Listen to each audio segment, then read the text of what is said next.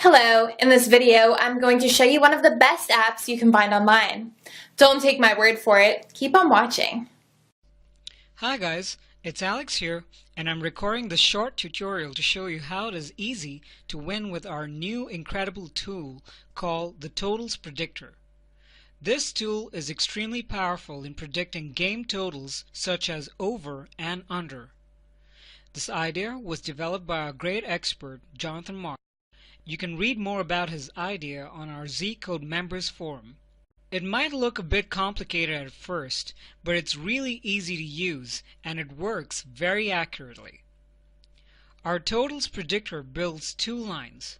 The first one is a blue line, which is the over and under line. We assign a +1 value, which you see here, here, here, here, here, and here, for every over 5.5.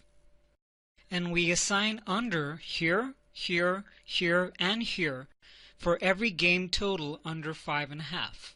So our number here is 5.5. As you can see, all these games ended under 5.5, and all these games on top ended over 5.5. If you're totally new to betting, here is a simple example for you to understand game totals. For example, Boston is playing against the New Jersey Devils and the score is 4-3.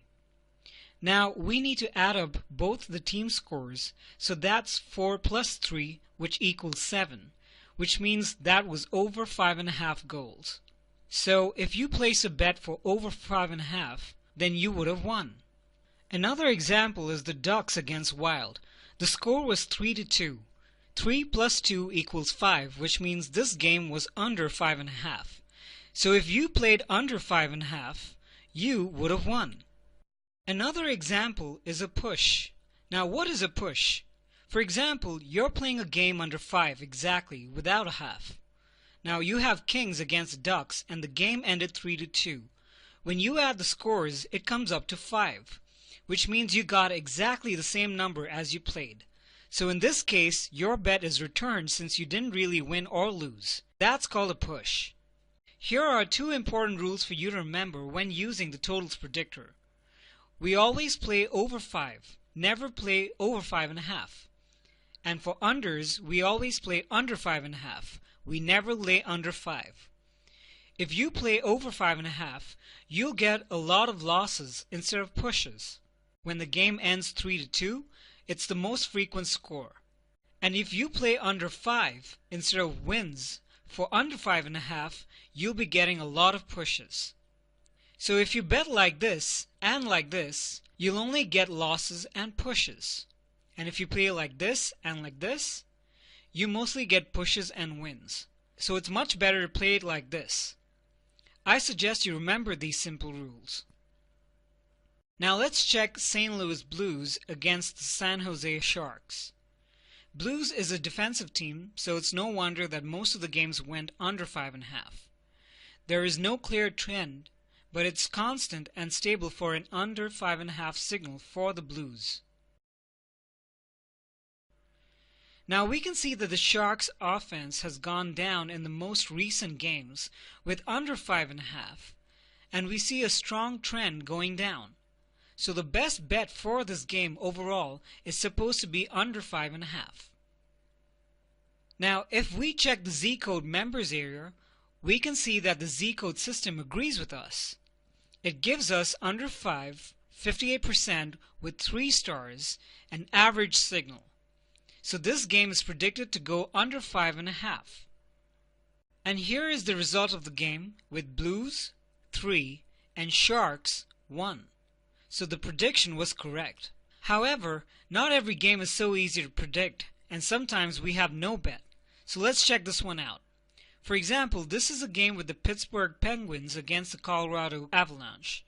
So here we can see pretty much an average trend or signal for over for the Penguins. Now let's scroll down. And here on the opposite we see an average signal for under for Colorado. So combining these conflicting signals, it's quite clear that it's a no bet. Better safe than sorry.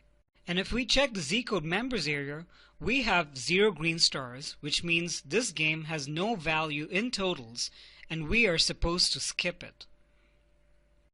Now let's check the Boston Bruins against Toronto Maple Leafs. Here is a chart for the Boston Bruins.